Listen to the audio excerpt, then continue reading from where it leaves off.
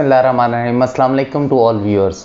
आज का जो हमारा टॉपिक, जिस टॉपिक पे हमने गुफ्तगू करनी है वो है सन स्ट्रोक या हीट स्ट्रोक। क्योंकि चूँकि मौसम की कैफियत ऐसी है कि गर्मी बहुत ज़्यादा है, तो उस गर्मी की वजह से इस टॉपिक को चूज़ किया गया कि इसके हवाले से जो कॉम्प्लिकेशंस आ रही हैं, जो मुश्किलात आ रही हैं, उनको कैसे डील किया जाए, वो होती क्या हैं और होम्योपैथी का उसके अंदर क्या रोल है। Sun stroke and heat stroke by name ही है कि सूरज की गर्मी की वजह से या गर्मियों में जो गर्मी पड़ रही होती है, रेस की हीट होती है, उसकी वजह से जो अफेक्शंस आ रहे होते हैं। जनरली होता ये है कि 40 डिग्री सेंटीग्रेड टेम्परेचर से ज़्यादा जिस वक्त टेम्परेचर होता है, और उसके अंदर स्पेशली दिन के टाइम में जो लोग कॉन्टीन्यूस 2-3 आवर 2-3 घंटे या इससे ज़्यादा धूप के अंदर जो काम करते हैं, उसकी वजह से जो इश्यूज़ आ रहे होते हैं। अब लेटेस्ट इसको कहा जा रहा है कि 32 डिग्री सेंटीग्रेड से ज़्यादा टेम्परेचर में भी अगर आप ज़्यादा देर मुसलसल काम करते हैं, एक्सपोजर ऑफ सन होता है, आपको सन रेडिएशन आती है, हीट आती है, तो उसकी वजह से अगर आपको कोई अफेक्शंस आ रहे होते हैं, उनको हम सन स्ट्रोक या हीट स्ट्रोक कहते हैं। सन स्ट्रोक और हीट स्ट्रोक इसके बेसिकली 3 किस्म की स्टेजेस होती हैं। एक होती है इसकी माइल्ड यानी बिल्कुल इनिशियल स्टेज, एक मॉडरेट स्टेज जिसमें कुछ सीवियरिटी ज़्यादा होती है, और एक इसकी होती है सीवियर कंडीशन। जो इसकी माइल्ड स्टेज होती है, माइल्ड स्टेज में हल्का सा सर का दर्द होता है पेशेंट को, उसके बाद डिजीनेस, जल्द का सुर्ख हो जाना, जो यानी नॉर्मल सिम्टम, आम सिम्टम, कानों में घंटियों की आवाज़ आना, इस तरह का। जो मॉडरेट स्टेज होती है उसके अंदर फीवर, पायरेक्सिया पेशेंट को होता है, उसके बाद पेशेंट को उल्टी आना, वॉमिटिंग की कंडीशन उसकी आना, सांस मुश्किल से आना, सांस तेज़ तेज़ आना, सांस का फूल जाना, फेंट होना, क्रैम्प्स होना, स्किन का पेल हो जाना, ये इसके मॉडरेट फॉर्म के अंदर होता है। और जो सीवियर कंडीशन होती है उसके अंदर बुखार बहुत ज़्यादा तेज़ हो जाना, हेलुसिनेशन हो जाना, जिसे हम कहते हैं कि सर की तरफ खून का दबाव चले जाना, उसकी वजह से पेशेंट उल फुल बोलना शुरू कर दे, उसे समझ नहीं आ रही हो कि वो क्या कह रहा है। उसके बाद डिलीरियम का पाया जाना, डिहाइड्रेशन का हो जाना, डिहाइड्रेशन जनरली पानी का कम हो जाना, और उसमें जब पेशेंट का यूरिन स्पेशली डार्क कलर का आ रहा हो, तो ये एक बड़ी प्रोमिनेंट सिम्टम होती है कि पेशेंट में डिहाइड्रेशन है, कि उसके अंदर पानी की कमी हो रही है, वाटर इनटेक उसको ज़्यादा करना चाहिए।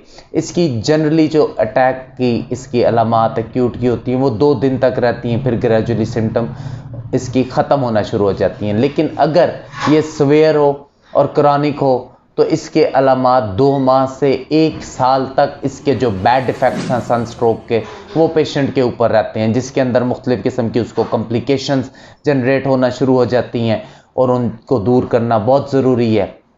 इस डिज़ीज़, इस बीमारी के अंदर सबसे पहले तो एहतियात ज़रूरी है।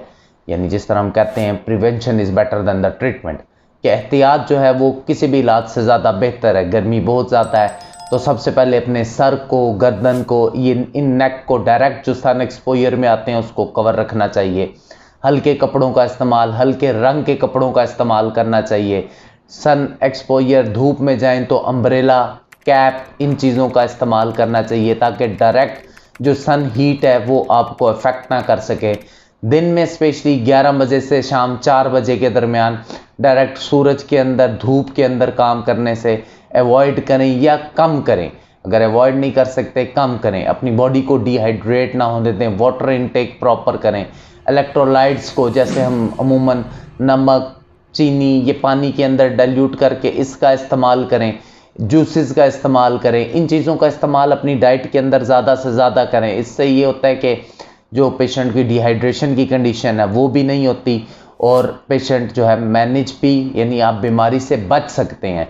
और स्पेशली बूढ़ों में, बच्चों में, ख़वातीन में इसके चांसेस ज़्यादा होते हैं, क्योंकि जवान मर्दों की निस्बत इम्यूनिटी इन लोगों की थोड़ी सी कम होती है।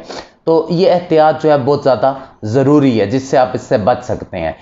होम्योपैथिक सिस्टम के अंदर होम्योपैथिक रेमेडीज़ इसके अंदर भी बाकी बीमारियों की तरह बहुत ज़्यादा इफ़ेक्टिव हैं। बाकी बीमारियों में, जिस तरह प्रीवियस वीडियोस में भी मैंने कहा कि होम्योपैथिक का हम जो ट्रीटमेंट करते हैं वो causation, constitution, symptoms, totality of symptom, इन तमाम फैक्टर्स की बुनियाद लेकर फिर हम उसका इलाज करते हैं। अब चूंकि इस बीमारी के अंदर हमारे पास कॉजेशन बहुत प्रोमिनेंट है, कि वजह बहुत प्रोमिनेंट है कि सन हीट, सूरज की गर्मी, सूरज की शुआओं की गर्मी, तो उस कॉजेशन की बेस के ऊपर हमारे पास कुछ बहुत इफेक्टिव होम्योपैथिक की रेमेडीज़ हैं, उनमें से कुछ का मैं यहाँ पे जिक्र करना चाहूँगा। उसमें सबसे पहली दवाई है हमारे पास ग्लोनाइन। ग्लोनाइनम हमारी एक रेमेडी है जिसके अंदर पेशेंट सन हीट बर्दाश्त नहीं कर सकता, सूरज की गर्मी बर्दाश्त नहीं कर सकता। इसके पेशेंट के मतलब कहा जाता है कि गर्मियों में इसका पेशेंट हर वक्त अपने साथ अम्ब्रेला छतरी को रखता है, क्योंकि उससे सन एक्सपोजर, धूप, छुआएं, ये चीज़ें बर्दाश्त बिल्कुल भी नहीं होती। और एक्यूट सन स्ट्रोक के अंदर स्पेशली जो ग्लोनाइनम हमारी रेमेडी है, ये बहुत इफेक्टिव रेमेडी है। और किसी भी किस्म का पेशेंट जो एक्यूट सन स्ट्रोक का, वहाँ पे ग्लोनाइन हमारी बहुत एक इफेक्टिव रेमेडी की। इसी तरह हमारे पास बेलाडोना एक हमारी रेमेडी है। बेलाडोना के पेशेंट का भी rush of blood towards head होता है। इसके पेशेंट के लिए भी स्पेशली जब एक्यूट कंडीशन के अंदर हेडेक्स के अंदर उसका पेशेंट का सडन पेन आता है और सडन चला जाता है। इसी तरह लॉस ऑफ कॉन्शियसनेस भी इसके पेशेंट में पाया जाता है कि उसका पेशेंट एकदम अनकॉन्शियस होगा और थोड़ी ही देर में दोबारा पेशेंट कॉन्शियस हो जाता है। इन अलामात के साथ अगर आपको पेशेंट मिले तो बेलाडोना हमारी इफेक्टिव रेमेडी है। उसके बाद नेट्रम कार्ब हमारी एक बड़ी दवा है। नेट्रम कार्ब होम्योपैथिक के अंदर स्टोमिक के इश्यूज़ की भी एक बहुत बड़ी दवाई है, ओबेसिटी की बहुत बड़ी दवाई है। नेट्रम कार्ब के पेशेंट के अंदर भी ये पाया जाता है कि नेट्रम कार्ब का पेशेंट भी सन हीट को टॉलरेट नहीं कर सकता, सूरज की रोशनी को इसका पेशेंट टॉलरेट नहीं कर सकता। और इसके पेशेंट को मतलब कहा जाता है कि जो क्रॉनिक सन स्ट्रोक, जैसे अभी हमने ऊपर पढ़ा कि bad effect of sunstroke जो हैं वो 2 मंथ से लेके 1 ईयर, 2 माह से 1 साल तक वो सिम्टम रहती है। तो वहाँ पर हमारे पास एक्यूट के अंदर ग्लोनाइनम बेलाडोना और क्रॉनिक के अंदर हमारे पास जो है वो नेट्रम कार्ब हमारी एक बड़ी इफेक्टिव रेमेडी के तौर पे आती है। उसके बाद अमाइल नाइट्रोसा हमारी एक दवाई है। अमाइल नाइट्रोसम भी कहते हैं, अमाइल नाइट्रोसा भी कहते हैं। डॉक्टर लेसर इसको ग्लोनाइन ऑफ होम्योपैथिक मैट्रिया मेडिका कहते हैं कि ग्लोनाइन से इसकी सिम्टम बहुत ज़्यादा रिजेंबल करती है। और इसको डॉक्टर क्रिस्टियन फेडिक सैमुअल हनीमन ने ऑल्फैक्टरी मोड ऑफ एक्शन के तहत भी रिकमेंड किया कि ये रेमेडी हमारे बॉडी के अंदर जो मेडिसिन दाखिल करने के तरीके होते हैं उसके अंदर जब ऑल्फैक्शन मीन्स के सूंघने के थ्रू, जब पेशेंट स्पेशली सनस्ट्रोक की वजह से अनकॉन्शियस हो, आप उसको मेडिसिन नहीं दे सकते, तो ये दवा सूंघने से भी पेशेंट की सिम्टम रिलीफ, पेशेंट होश में आ जाता है और आप फर्दर उसका ट्रीटमेंट कर सकते हैं। ये तो कुछ अद्वियात थी जो हमारी कॉजेशन की बेस के ऊपर हैं। लेकिन होम्योपैथी में मैंने जिस तरह पहले भी बताया कि होम्योपैथिक ट्रीटमेंट जो है वो आपका टोटलिटी ऑफ सिम्टम के ऊपर होता है। तो उसके अंदर बाकी फर्दर पेशेंट की जो सिम्टम्स होती हैं उसके अकॉर्डिंग बहुत सी हमारी अद्वियात हैं, जैसे कैलेंडोला। अगर स्किन के कोई भी इश्यूज़ आ रहे हैं सनस्ट्रोक की वजह से तो कैलेंडोला इफेक्टिव रेमेडी है। इंजरीज की फॉर्म बन जाती है तो आर्निका हमारी एक दवाई है। उसके अलावा हमारे पास लेडम, सडन के अंदर एकोनाइट आ जाती हैं। मल्टीपल होम्योपैथिक रेमेडीज़ है।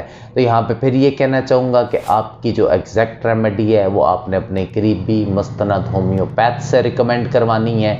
इनका मकसद ये था कि होम्योपैथिक हमारा अवेयरनेस, इस चैनल का मकसद ये है कि अवेयर करना लोगों को कि होम्योपैथिक एक इफेक्टिव वे ऑफ ट्रीटमेंट है जो कि प्रॉपरली हर किस्म की डिजीज़ और सिम्टम को मैनेज कर सकता है। Thank you so much. जज़ाकल्लाह। अस्सलाम वालेकुम। Thanks for watching. Leave your opinion in comments box.